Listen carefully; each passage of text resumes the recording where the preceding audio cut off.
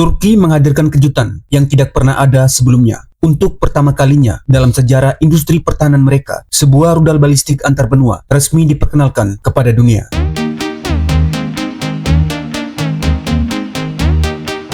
Turki resmi memperkenalkan rudal balistik antar benua pertamanya yang diberi nama Yildirim Han.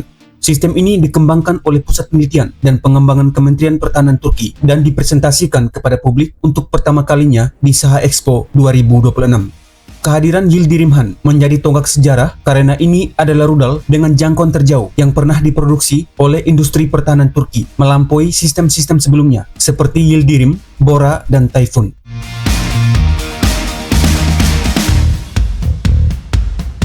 Menteri Pertahanan Nasional Yasar Guler menyatakan bahwa industri pertahanan Turki telah bertransformasi menjadi ekosistem yang mengembangkan teknologi tinggi melalui investasi, penelitian, dan pengembangan yang berkelanjutan. Menurutnya, pencapaian ini adalah buah dari perencanaan jangka panjang, tekad yang kuat, dan koordinasi yang kokoh.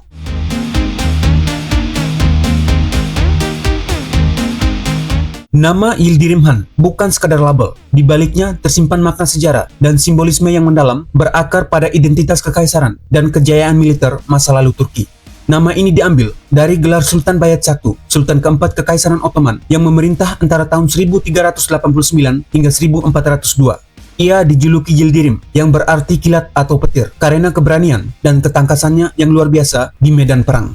Julukan ini kini terasa sangat tepat untuk sebuah rudal yang mampu melaju dengan kecepatan Mach 9 hingga Mach 25. Dengan jangkauan operasional sekitar 6.000 km, Yildirim Han masuk dalam ambang batas bawah klasifikasi rudal balistik antar benua atau ICBM.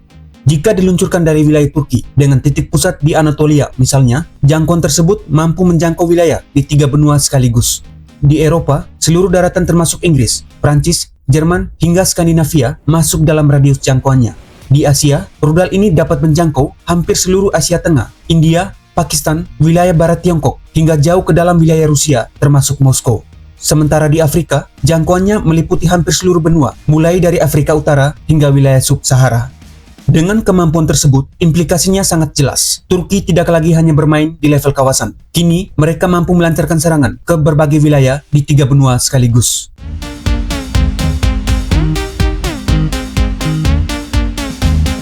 Dari segi kemampuan, Yildirim Han memiliki kecepatan ekstrim, yakni Mach 9 hingga Mach 25. Secara teknis, kecepatan tersebut memang dirancang untuk melampaui kemampuan sistem pertahanan udara modern.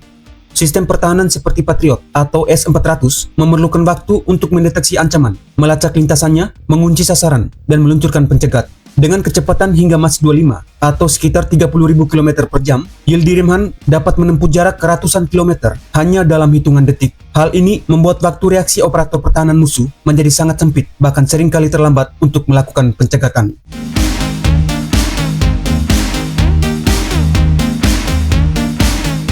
Yildirim Han menggunakan sistem propulsi cair, sebuah lompatan teknologi besar dibandingkan rudal-rudal Turki sebelumnya yang umumnya menggunakan bahan bakar padat. Oksidator utama yang digunakan adalah nitrogen tetroksida, zat kimia yang stabil dan dapat disimpan dalam waktu lama sehingga rudal selalu siap untuk diluncurkan kapan saja. Keunggulan propulsi cair adalah kemampuannya untuk mengatur daya dorong dan menyesuaikan lintasan selama penerbangan yang membantu rudal mencapai profil hipersonik dan akurasi yang lebih tinggi. Namun, propulsi cair juga memiliki kelemahan. Sebagian besar rudal berbahan bakar cair tidak dapat disimpan dalam kondisi tangki penuh karena sifat zat kimianya yang korosif.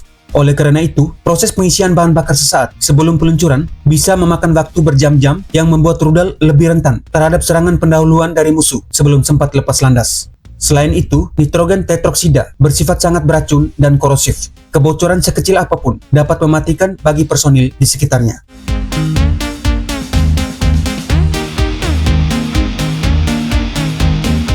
Yildirim Han menggunakan konfigurasi 4 mesin roket yang bekerja secara simultan pada tahap peluncuran.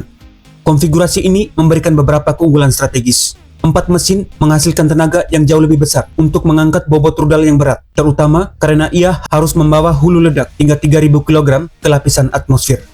Jika salah satu mesin mengalami penurunan kinerja, sistem kontrol dapat menyesuaikan tenaga pada mesin lainnya untuk menjaga stabilitas penerbangan, sehingga risiko kegagalan peluncuran dapat diminimalkan. Selain itu, perbedaan daya dorong mesin memungkinkan rudal bermanuver lebih lincah sejak detik pertama peluncuran, jauh lebih responsif dibandingkan sistem dengan satu mesin besar tunggal.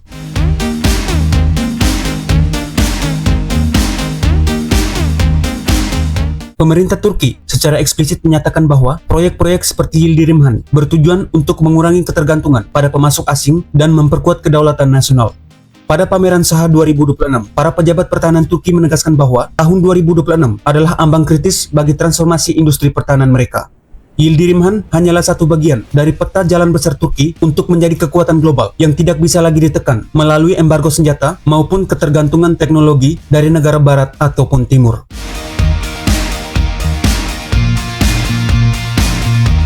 Kehadiran Yildirim memberikan militer Turki pilihan strategis yang jauh lebih luas dan fleksibel dalam menghadapi ancaman. Dengan rudal ini, Turki kini dapat menyerang target strategis dari jarak aman sejauh 6.000 km tanpa harus mengirim jet tempur atau kapal induk yang berisiko tinggi terkena sistem pertahanan lawan.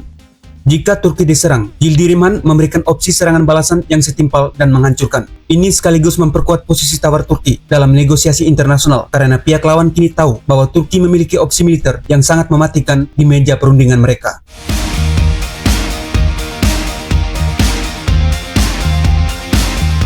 Kelahiran Yildirim bukan sekadar pencapaian teknis.